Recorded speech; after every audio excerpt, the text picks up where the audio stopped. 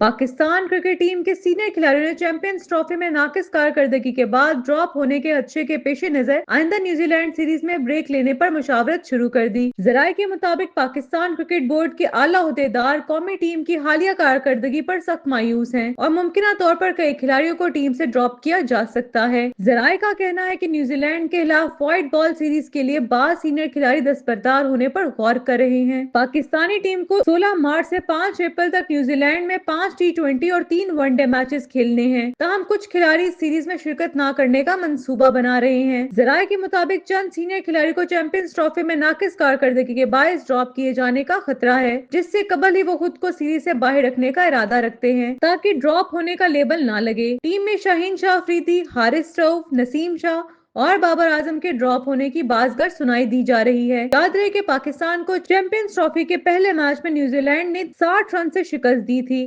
जबकि दूसरे मैच में भारत ने पाकिस्तान को 6 विकेटों से हराया था। तीसरा मैच बारिश के बायस मंसूख हो गया था। नाकिस कारकर्दगी के बाद टीम में तब्दीलियां मुतवक्के हैं, जबकि सीनियर खिलाड़ी अपनी पोजीशन बचाने के लिए मुख्तलिफ हिकमत अमलियों पर गौर कर रहे हैं।